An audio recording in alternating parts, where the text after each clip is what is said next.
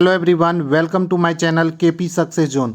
दोस्तों, आज 6 दिसंबर है और आज ही के दिन 1956 ईस्वी में बाबा साहेब डॉक्टर भीमराव अंबेडकर जी की मृत्यु हो गई थी, निधन हो गई थी दोस्तों। और इसी के कारण दोस्तों 6 दिसंबर को हम लोग मनाते हैं प्रतिवर्ष महापरिनिर्वाण दिवस। चूँकि बौद्ध धर्म अपना लिए थे बाबा साहेब डॉक्टर भीमराव अंबेडकर में, और बौद्ध धर्म में निर्धन को निर्वाण के रूप में मनाया जाता है और इनकी मृत्यु पे हम लोग मनाते हैं महापरिनिर्वाण दिवस।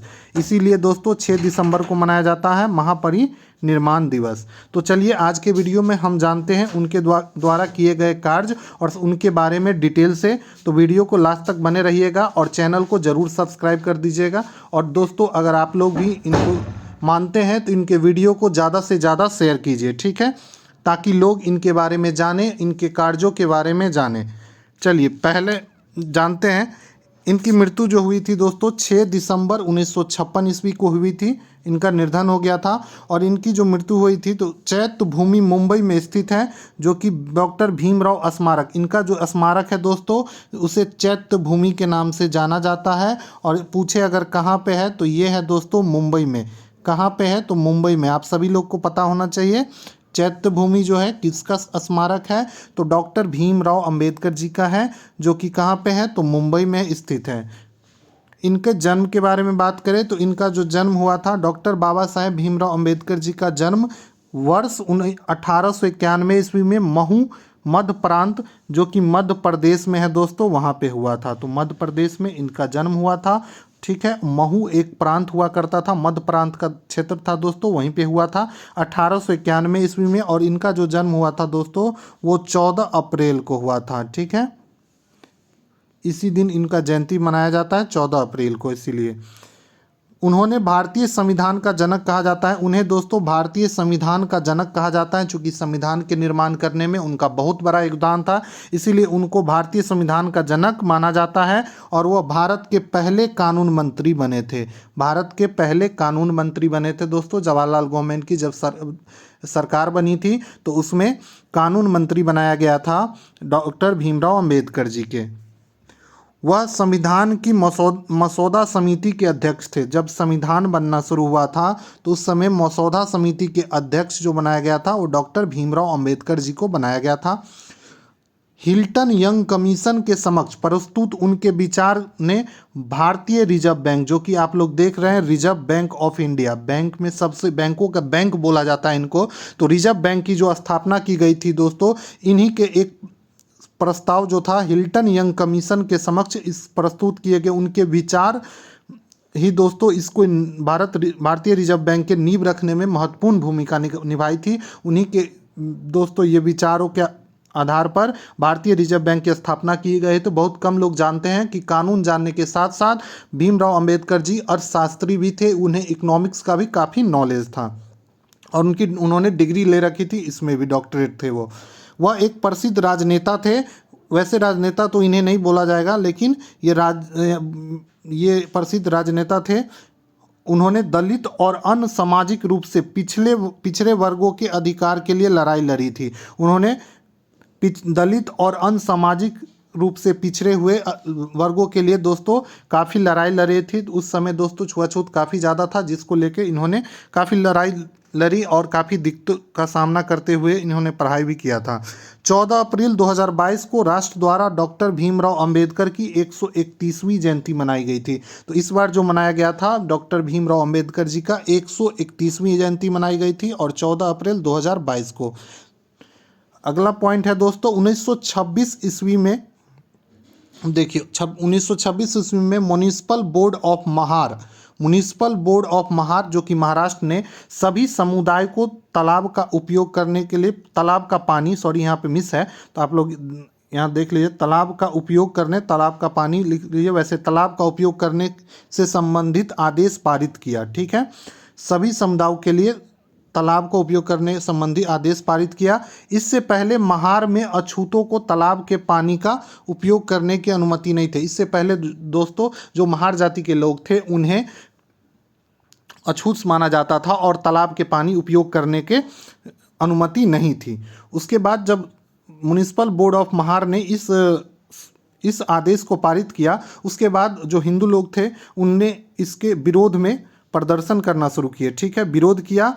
तो उसके बाद मार्च 1927 में उन हिंदुओं के खिलाफ महार सत्याग्रह का नेतृत्व किए और नगर पालिका बोर्ड के फैसलों का विरोध कर रहे थे। जो नगर पालिका बोर्ड के जो फैसले थे तालाब को सभी के लिए उपयोग करने का, उसका जो लोग विरोध कर रहे थे उसका विरोध किए, जो कि क्या कहलाया, तो महार सत्याग्रह के नाम से जाना जाता है, आप लोग जानते होंगे। उन्होंने तीनों गोलमेज सम्मेलन में भाग लिया था। लंदन में आयोजित हुआ था दोस्तों गोलमेज सम्मेलन। 3 गोलमेज सम्मेलन हुआ था। पहला हुआ था 1930 में, फिर 1931 में और 1932 में। ठीक है, तीनों गोलमेज सम्मेलन में भारत के तरफ से अछूतों का प्रतिनिधित्व किए थे दोस्तों, SC ST लोगों का। कौन किए थे, तो अंबेडकर साहब ने किए थे, तीनों में भाग लिए थे। ठीक है, 1932 ईस्वी में डॉक्टर भीमराव अंबेडकर 1932 ईस्वी में डॉक्टर अंबेडकर और महात्मा गांधी के बीच पूना समझौता होता है, जिसे भी हम लोग पूना पैक्ट के नाम से जानते हैं। इस समझौते में दलित वर्गों के लिए सुरक्षित सीटों की संख्या को 71 से बढ़ाकर 147 कर दी गई। साथ ही दोस्तों केंद्रीय विधान मंडल जो था उसमें भी दलितों को आरक्षण दिया गया और उसके लिए दलितों को 18% की वृद्धि की गई। उसके सुरक्षित सीट जितने थे उसमें 18% की वृद्धि हुई, जो कि पूना पैक्ट में हुआ था। पूना पैक्ट किनके बीच हुआ था, तो डॉक्टर अंबेडकर और महात्मा गांधी जी के बीच हुआ था, और 1932 ईस्वी में, जिसे पूना समझौता बोला जाता है, जिसमें दोस्तों 71 से बढ़ा के 147 सीट कर दी गई थी। ठीक है, अगला है वर्ष 1990 में उन्होंने भारत के सर्वोच्च नागरिक सम्मान 1990 में आके भारत के सर्वोच्च नागरिक सम्मान, जिसे भारत रत्न बोलते हैं, से सम्मानित किया जाता है डॉक्टर भीमराव अंबेडकर जी को। कब किया गया, तो 1990 में, काफ़ी बाद में आके उनके मरणोपरांत दोस्तों भारत रत्न से सम्मानित किया गया। उनके द्वारा किए गए दोस्तों कुछ कार्य जिसके बारे में हम जानते हैं, तो उन्होंने दोस्तों पत्रिका लिखी, पत्रिका के माध्यम से समाज में फैले कुरीति उसको उजागर किया। उनकी जो कुछ पत्रिका है जो कि कई एग्जाम में दोस्तों बार बार पूछी जाती हैं, तो इसको भी आप लोग ध्यान रखेंगे। पहला है मूक नायक, जिसका उन्होंने 1920 ईस्वी में प्रकाशित किया था। दूसरा है बहिष्कृत भारत, जो कि 1927 ईस्वी में, समता 1929 में और जनता 1930 ईस्वी में। ये 4 पत्रिका डॉक्टर भीमराव अंबेडकर जी के द्वारा प्रकाशित किया गया था, जो कि बार बार दोस्तों एग्जाम में पूछा जाता है, चाहे BPSC का एग्जाम हो, दरोगा का एग्जाम हो, और हर एग्जाम में आपको कभी ना कभी देखने को जरूर मिलता है। कुछ पुस्तकें हैं उनकी जो कि हम बताएंगे।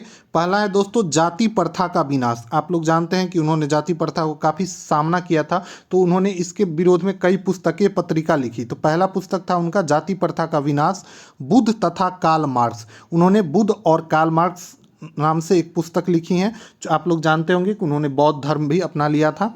अछूत वे कौन थे और अछूत कैसे बन गए, उन्होंने एक शीर्षक से पुस्तक लिखी, अछूत वे कौन थे और अछूत कैसे बन गए। अगला है बुद्ध और उनके धम्म। उसके बाद है हिंदू महिलाओं का उदय और पतन। उन्होंने हिंदू महिलाओं का उस समय स्थिति भी दोस्तों अछूतों की तरह ही माना जाता था। हिंद दृष्टि से देखा जाता, महिलाओं का ऊपर भी काफ़ी अत्याचार होता था। इस मुद्दों के दोस्तों भी डॉक्टर भीमराव अंबेडकर साहब ने उठाया और संविधान में महिलाओं के लिए कई तरह के प्रावधान किए। ठीक है, अगली बात करें तो उनकी संगठन की, तो उन्होंने उनकी 3 संगठन है जो कि आप लोग को पता होना चाहिए। पहला है बहिष्कृत हितकर्मी सभा, इसकी स्थापना 1923 ईस्वी में हुआ था।